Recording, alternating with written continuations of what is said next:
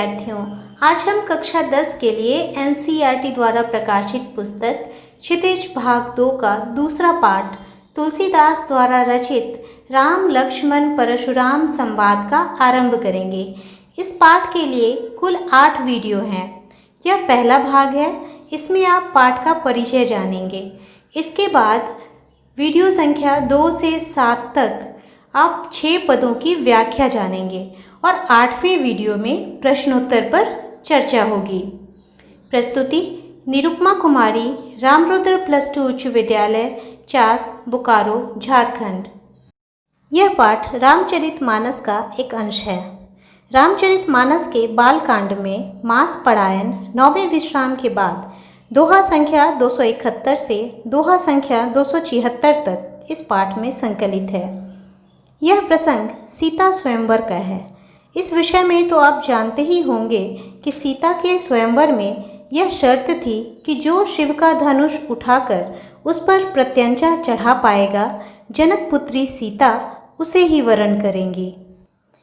यह रामचरितमानस का एक महत्वपूर्ण भाग है, जहाँ श्री राम ने शिव धनुष को तिनके के समान बड़े ही आसानी से 2 टुकड़ों में तोड़ दिया था। राजा जनक और जनक पुत्री जानकी जी की प्रसन्नता का तो कोई अंत ही नहीं था। नगरवासी भी प्रसन्नता से झूम उठे। वहीं दूसरी ओर अचानक धनुष के टूटने की गर्जना से पूरे ब्रह्मांड में रणभेड़ी सी बज उठी। परशुराम सभा में आए और पूरी सभा युद्ध स्थल में परिणत हो गई। इस घटनाक्रम का अंश हम इस पाठ में पढ़ेंगे। तुलसीदास जी का जीवन परिचय। भक्त काल की सगुण धारा के प्रख्यात राम भक्त कवि तुलसीदास का जन्म उत्तर प्रदेश के बांदा जिला के राजापुर गांव में सन 1532 में हुआ था। कुछ विद्वान उनका जन्म स्थान एटा जिले के सोरो नामक गांव को मानते हैं। उनके पिता का नाम आत्माराम दुबे तथा माता का नाम हुलसी था। बचपन में ही माता पिता की मृत्यु होने के कारण उनका बचपन बहुत ही कष्टमय व्यतीत हुआ। अशुभ नक्षत्र में जन्म लेने के कारण उनको माता पिता द्वारा त्याग दिया गया था। तुलसीदास जी के दीक्षा गुरु नरहरिदास थे। गुरु कृपा से ही उनका बचपन बीता और उन्हीं से राम भक्ति का मार्ग प्राप्त हुआ।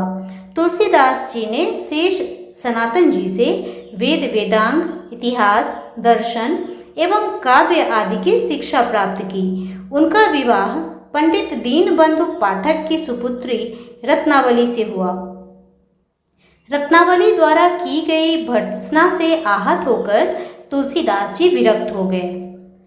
एक दोहा उन्होंने लिखा है, अस्थि चर्ममय देह मम तामे ऐसी प्रीति, तैसी सो श्री राम मह होत न तब भय भीति। यह दोहा उनकी इस बात की पुष्टि करता है। तुलसीदास जी ने भारत के विभिन्न तीर्थ स्थलों का भ्रमण किया है। उन्होंने प्रकांड विद्वानों के संग रहकर विद्याध्ययन किया। उन्होंने रामचरितमानस जैसे महाकाव्य की रचना कर हिंदी साहित्य को अमर निधि प्रदान की। तुलसीदास महाकवि होने के साथ साथ उच्च संत, महान समाज सुधारक, लोकनायक, भक्त, दार्शनिक एवं प्रकांड विद्वान भी थे। सन 1623 में उनका काशी में निधन हो गया। अब बात करते हैं उनके प्रमुख रचनाओं की। तुलसीदास द्वारा रचित अब तक 36 रचनाएं मिली हैं। इनमें से केवल 12 रचनाएं प्रमाणित हैं। वे हैं रामचरितमानस, विनय पत्रिका, कवितावली, गीतावली, दोहावली, कृष्ण गीतावली, बरेव रामायण, वैराग्य संदीपिनी, रामाज्ञा प्रश्न, रामलला नहचू, पार्वती मंगल तथा जानकी मंगल।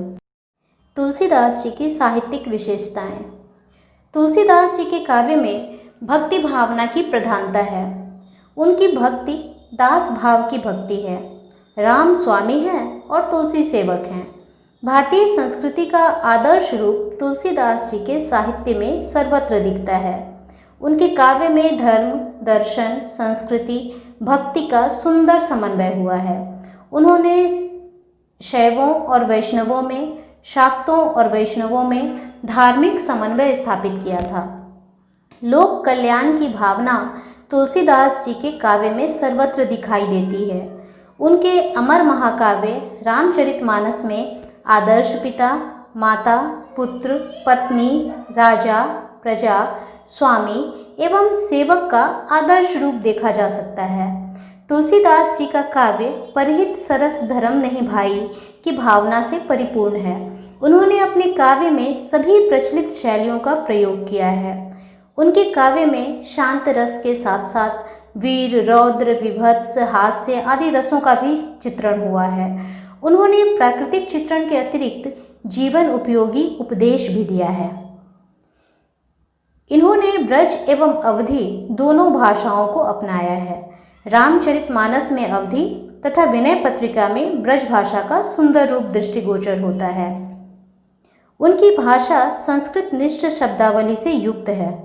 इनके साहित्य में उर्दू, फारसी, अरबी, प्राकृत के शब्द भी दिखाई देते हैं। इन्होंने चौपाई, दोहा, सोरठा, सवैया एवं कवित्त छंदों का प्रयोग किया है। उपमा, रूपक, उत्प्रेक्षा आदि इनके प्रिय अलंकार हैं। प्रस्तुत पाठ में भाषा अवधि है एवं छंद दोहा तथा चौपाई है। अवधि यह उत्तर प्रदेश के अवध क्षेत्र में बोली जाती है। अवध शब्द अयोध्या से व्युत्पन्न है। तुलसीदास ने भी रामचरितमानस में अयोध्या को अवधपुरी कहा है।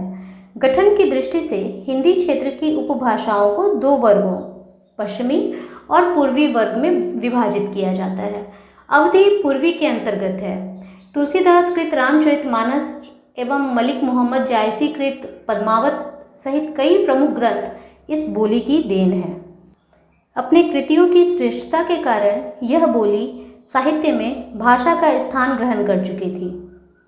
अब इस पाठ का सारांश जानते हैं। राम लक्ष्मण परशुराम संवाद तुलसीदास द्वारा रचित रामचरितमानस का अंश है। यह एक रोचक प्रसंग है। जनक के दरबार में सभी राजा महाराजा इकट्ठे हैं। सीता स्वयंवर हो चुका है। श्री राम ने शिव का धनुष तोड़ दिया है। तभी महाक्रोधी परशुराम सभा में प्रवेश करते हैं और आग बबूला होने लगते हैं। वे अपने गुरु शिव का धनुष तोड़ने वाले को मार डालने की धमकी देते हैं। श्री राम परशुराम को मीठे वचन कहकर शांत करते हैं। वे स्वयं को उनका दास बताते हैं, किंतु परशुराम का क्रोध बढ़ता ही जाता है।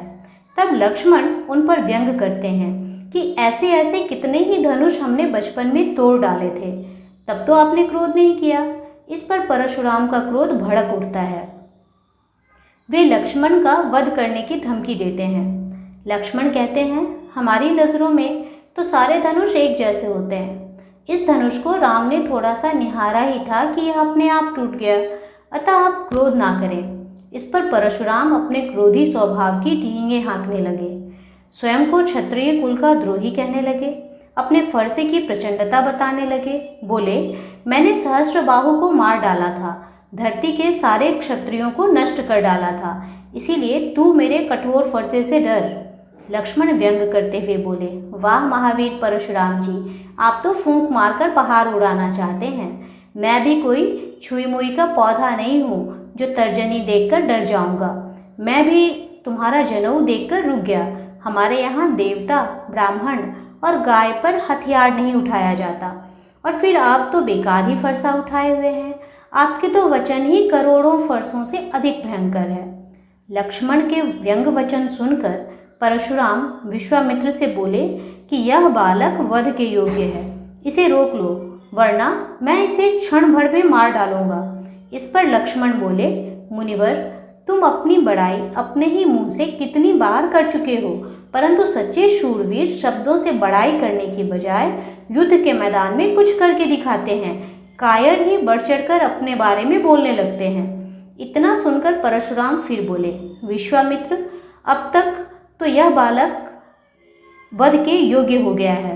मैं तुम्हारे लिहाज से इसे छोड़ रहा था, नहीं तो कब का इसे फरसे से काट डालता। विश्वामित्र मन ही मन हंसने लगे कि देखो परशुराम को हरा ही हरा सूझ रहा है। सर्वत्र विजय पाते आए हैं तो उन्हें लग रहा है कि राम और लक्ष्मण पर भी विजय प्राप्त कर लेंगे।